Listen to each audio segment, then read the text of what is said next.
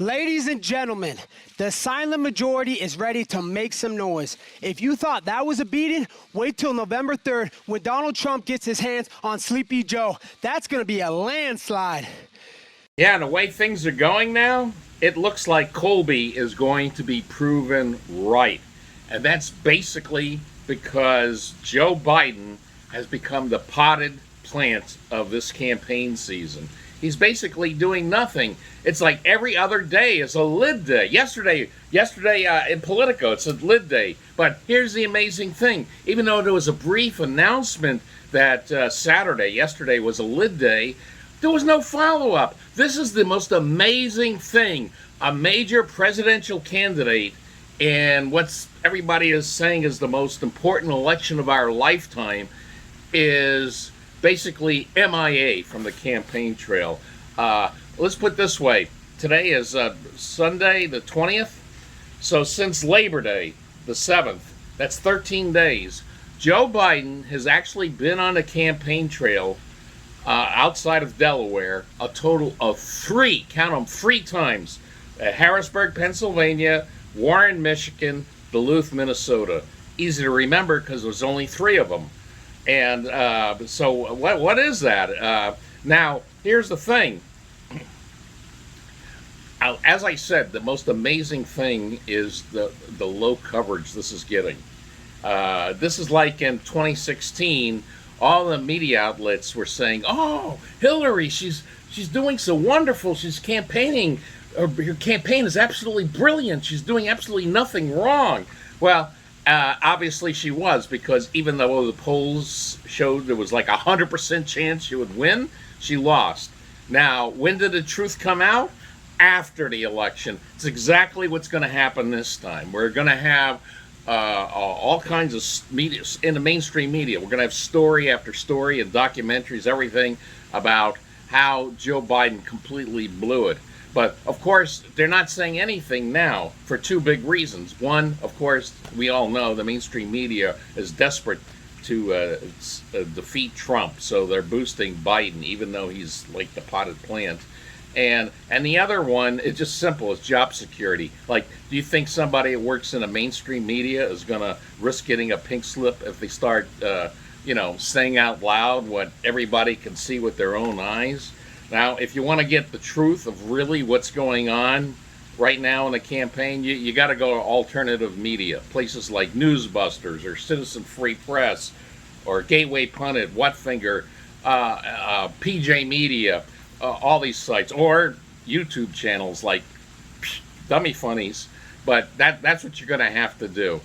And of course, the latest big example of how Joe Biden has become the potted plant of this campaign is his reaction to the passing of Justice Ruth Bader Ginsburg and about her replacement. So there's all kinds of controversy. I mean, it was like a nuclear bomb going off in the middle of the campaign.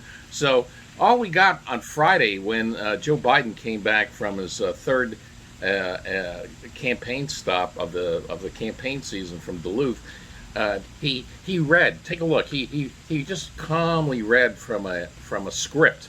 Now, normally he reads from a teleprompter. They didn't have time to set up a teleprompter, so you can't see it in this clip here. But he's got a bunch of papers but you can see that he's reading from that just in a low key way. I got to meet her at the time, and she and her ascension to the Supreme Court.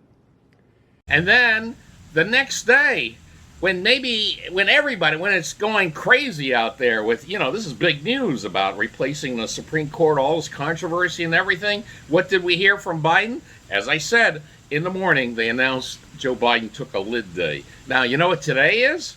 Today's makeup day. He screwed up. He messed up. So I just heard an announcement that Joe Biden will be talking about the replacement on Ruth Bader Ginsburg today in Philadelphia. But basically, he's doing that because he messed up. He was very low key, reading from a script on Friday, and then took a whole lid day yesterday. So today is Biden makeup day for being a potted plant. Now, it's going to be very interesting because, like I say, if you notice the pattern, he goes on he does a campaign appearance and then takes a couple days off, or 2-3 days off as lid days, and then goes back on a campaign trail. This is going to be interesting to see, because today he's going to be in Philadelphia. I'm assuming physically, not virtually. And then tomorrow he's scheduled to be in Wisconsin. So it's going to be interesting to see how this how he reacts to actually gasp, having to be 2 days in a row out there campaigning or on the or talking to people on a road. So that's going to be a very fascinating to see. But I'm telling you, this is so amazing to me that there's zero coverage of how lousy his campaign is. And by the way, I did a study on presidential campaigns, starting with the early 20th century, because back in the 19th century, presidential candidates didn't actually go out campaigning. But what I saw is, no matter how well a candidate has been doing in the polls, if they run a lousy campaign, they always lose. They always lose. A good example, 1948. We all know that about Tom Dewey and Harry Truman. Tom Dewey so far ahead in the polls that a few weeks before the election, Gallup just stopped polling. They said, "What's the sense? You know, why waste our money? We already know Tom Dewey's going to win."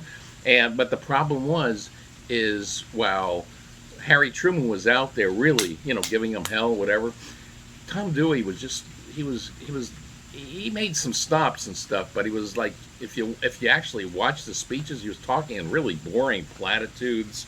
So that was a lousy, and then boom, so we saw what happened. Truman won. Again, 2016. There's no way, remember that? There's no way Trump can get to 270, and yet he got over 300 electoral votes, because Hillary ran a lousy campaign. And of course, again, as I said before, we didn't find out about it until after the election. The media starts getting honest after the election. Right now, they're going to keep a lid on the lid days. So anyway, let's. And then the other thing is even when he does appear, as I say, his energy level is so low, and he just quietly walks off the stage after his appearances without taking questions from reporters. So we'll sign off with Joe Biden on Friday, just lamely. He actually has sort of a scared look on his face when the reporters try to ask him questions, but he just took off lamely. So long to everybody out there, and for now, and bye, Joe Biden. Thank you all, and I'm sorry we had to learn it on the plane ride, but thank you very much.